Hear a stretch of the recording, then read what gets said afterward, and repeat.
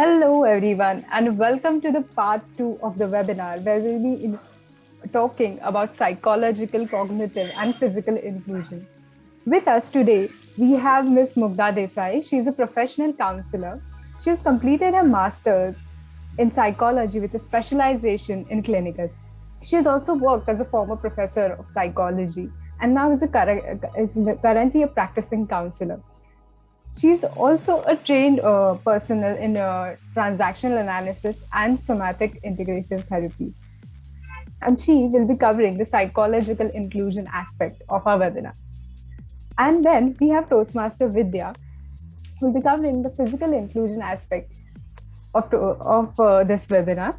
Toastmaster Vidya has a relative whose kid is a specially able person, and thus she has observed and has some really insightful points about the same to share with us. So we have Toastmaster Vidya for the physical inclusion part. And from my experience, I'll be sharing some of my tidbits on the same. And we also have Toastmaster Chakradhar, our next synergy editor and our mediator in this webinar. So let me welcome you all in the webinar and let's jump into it. Okay. Mugdha, I would like to ask you, what was your journey with inclusion? Could you please explain about the same? Yes. To begin with, I would like to appreciate or address the word inclusion. When we talk about inclusion, we are assuming that there is a group which is a so-called normal group, and then there is a subgroup who is deviating from these norms, and then we get to decide whether to include them into mainstream or not. But who is to define what is normal and not so normal? So I think my journey with inclusion started as with my childhood experience, where I was a really socially awkward child and with not so good grades, and the kind of social interactions that I experienced. I had a very supportive family, but when it came to social and school experiences, they were not so great. Also, as a child, I got exposure to many mental health disorders like schizophrenia or learning disabilities, anxiety, depression. And while I was observing them, I got to see the kind of distress that not just the individual experiences, but also the family members go through.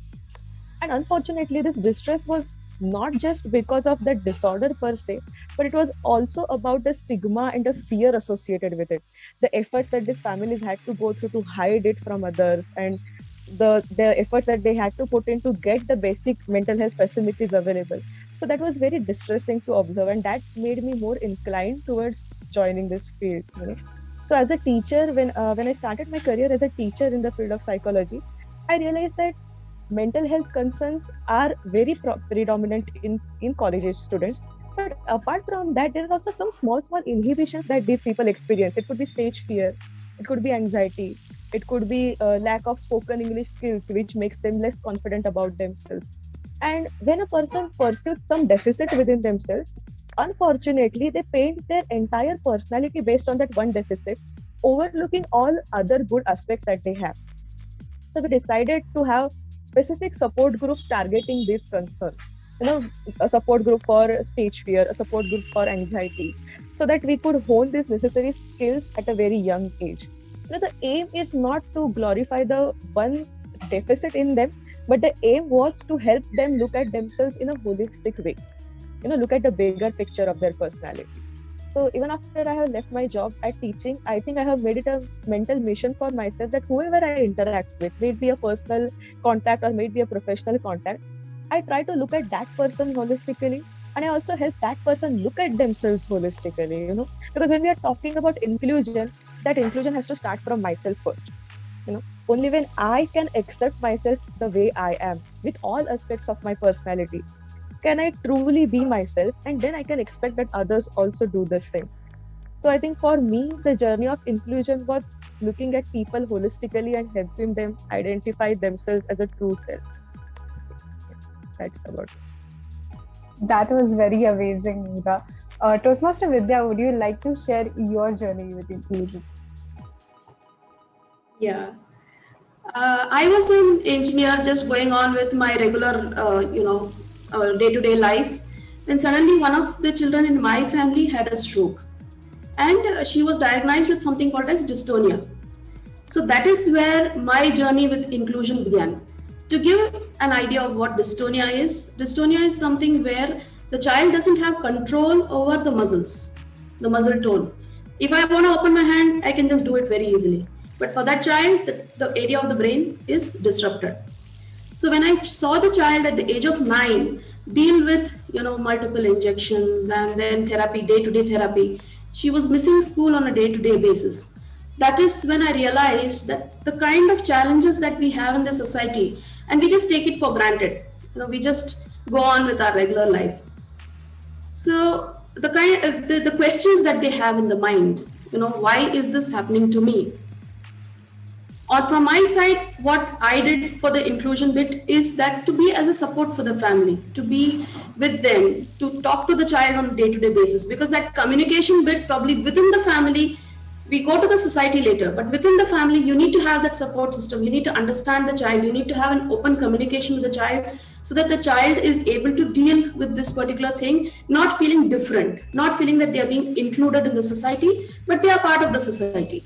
So this is my message, that the family support system is very, very critical for the inclusion to begin from home. Indeed, and very aptly said, Toastmaster Vidya. I think my first experience with inclusion was when I was in school, and I had a few classmates who were intellectually slightly, what we can say, slow.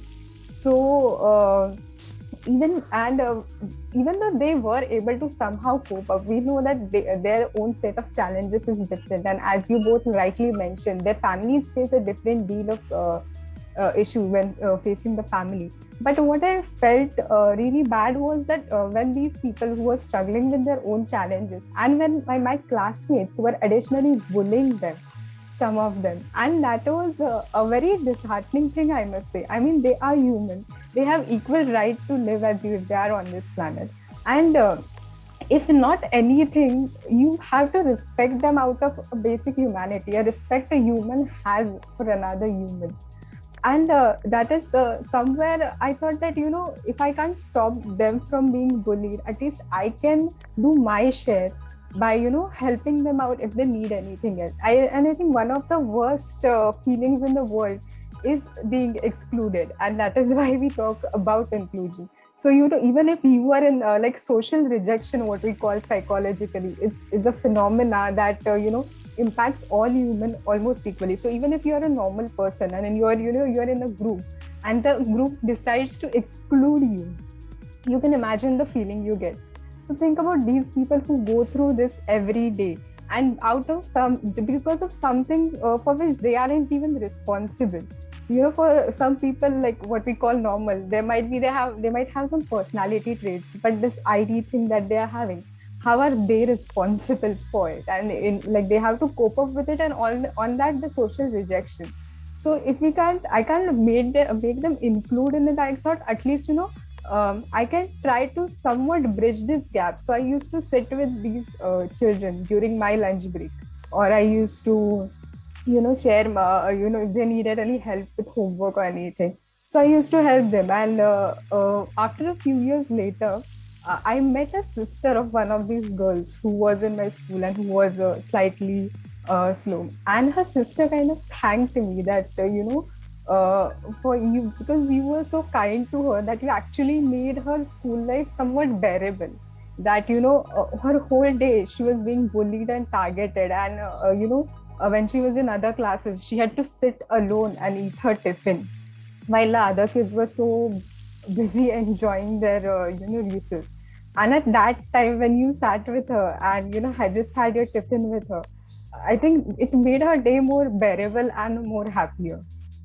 So I think it was something small, like avoiding them from the social rejection, or just sitting with them.